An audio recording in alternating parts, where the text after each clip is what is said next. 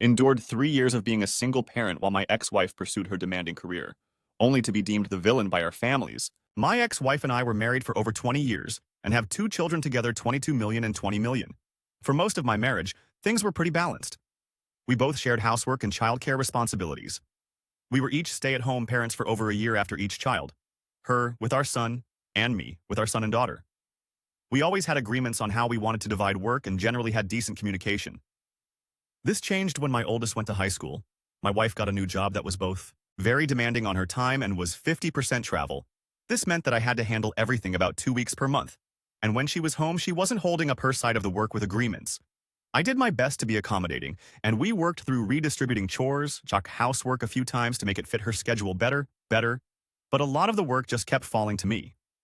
When the pandemic happened, things got worse, but I tried to just suck it up because I knew the lockdowns were temporary. Finally, when things opened back up, things continued to decline and I asked to go to counseling. She missed a lot of our meetings and just didn't commit to it. At this point, I decided that I wanted a divorce. Unfortunately, it was a really tough time for the family. My son was getting ready for college in person after his freshman year, being remote, which was both financial and logistical challenge. At the same time, my daughter was also having some issues with depression, and I had become her main support person with my wife gone half the time. I made a decision to wait until my daughter was in a better mental state and our family was in a financially stable place before I filed for divorce. I did my best to continue to contribute and was essentially a single parent for 3 years. On a few occasions, I brought up counseling again, but my wife said things were good and wouldn't go. We pretty much didn't have sex for that period of time, and there was one summer where she essentially moved to North Carolina for 6 weeks for work. She came home on some weekends, last year after my daughter started sophomore year of college, and she was in a better place mentally and emotionally. I sold off some of my stock investments to create a trust for my kids to ensure college was covered. Then I filed for divorce. At first, my wife was really pissed. Then she left to live in North Carolina again. When she came back 4 weeks later, she said she wanted to work through it. But I told her I had made the decision to leave years ago and wasn't interested. We eventually worked through mediation and got an amicable divorce. My kids live with me now and support me. But all of my in-laws and even most of my family outside of my sister think I'm asshole. They believe I should have forced the issue more when we started counseling and either divorced or made it clearer to my wife how important counseling was to me. They've called me selfish and some of my in-laws are refusing to interact with my kids. Why? They're at my house, for example. My daughter FaceTimed her grandmother once this summer and she hung up. Once she saw that my daughter was at my house. They also created a bit of a scene at my son's graduation in the spring, refusing to acknowledge me and demanding that my son choose to celebrate with them or me rather than having dinner together as a group. I encouraged my son to go with them, and we had our own celebration later. But something happened at the dinner, and my son has lived with me and been almost no contact with them since I honestly feel like I did what was best for my kids, but now it feels like their mom's family is punishing them, and I feel like a terrible father. I admit that it might have been more mature to address the issue head-on with my relationship with my ex. But I felt that it was about more than just the two of us, frankly. I feel like my lack of backbone years ago has made this divorce worse for my kids. But I also believe that if I had to do it again, Zarina, I would still prioritize my kids over my own feelings and make the same choice, Ada. Edit. Holy crap, this blew up. First off, thanks for folks who provided feedback and comments. I really felt like shit, and both the positive and negative comments helped me get a little perspective on things. I've seen a few comments come up multiple times, so I figure it's worth answering them here before I move on. This is an account I created to ask an embarrassing dating question.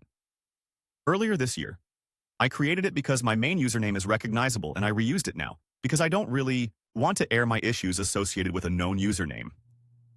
When my wife took the job, we were doing well financially, but the job still came with a big raise. I was making about $200,000 and the job she took gave her a raise from about $80,000 to $140,000. That was enough that we could go from saving enough to have an emergency fund to having enough to pay for our kids' college outright. We both work in tech, but she works for a defense contractor and some of the work needs to be done on site and only one of the offices related to her work is near where we live. When we originally discussed the job, her plan was to work in the high travel role for some time, then try to transfer to a lower travel role based near us. She got promoted a few times, and staying near our home wasn't an option unless she took a bit pay and title cut. When we divorced, I was making about $280,000 and she made a little over $300,000. Some folks were also confused by my stock comment. I'm a software engineer for a big tech company, and about 20 to 30% of my salary comes in the form of RSUS restricted stock units.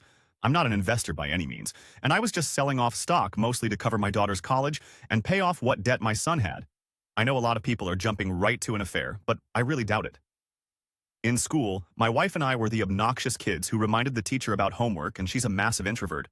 Her working late in a hotel room is much more likely than her sleeping around or keeping some secret family.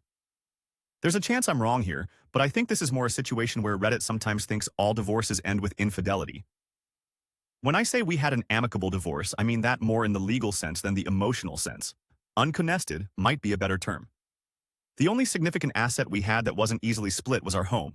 My wife loves the house, and I frankly wanted something different, so she bought out my portion of it. Our kids are adults, so there's no study. Our assets are mostly divisible, so no issues there. Our salaries were comparable, so there was no alimony. We each had a car. Overall, it was pretty straightforward to divide things evenly, and neither of us wanted to draw things out.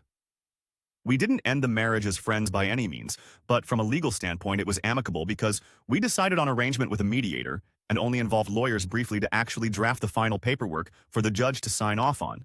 Update 1. I'm still getting comments and messages from time to time about that post, so I figured I would take some time to give an update. Quick summary of the original post. My wife became more and more distant in our marriage, and I decided to get a divorce, but I waited about 3 years to do it after I decided, because I felt it was best for the kids. My kids chose to live with me, and generally were on my side, but my in-laws and family were pretty mad at me. Things are going much better overall since the post. I got a lot of support, but also a lot of criticism, which I took to heart. I have been putting in some work to mend fences and help get things to a more reasonable state. I don't expect my ex or her family to be friends with me, but I at least want to be on good terms. My relationship with my parents and family is much better, and this Christmas was pretty much back to normal.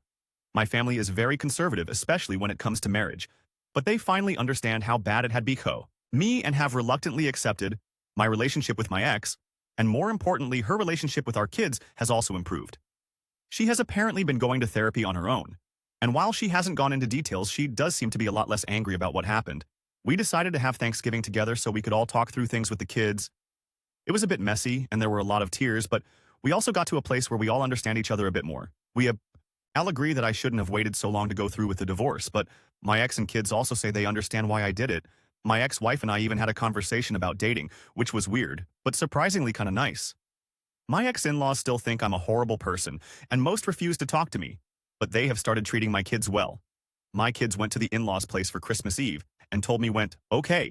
We talked about it on Christmas, and while they didn't give many details, they did say they plan to do something on New Year's Eve with my ex and the in-laws, so I'm happy about that. Sorry, this isn't a juicy update with anything crazy, but I was bored during the holiday downtime and thought I would log in and post some details. One thing I've learned from this, and I hope others learn too, even if your heart's in the right place, it's probably better to divorce when the marriage is over, rather than putting up a facade for years.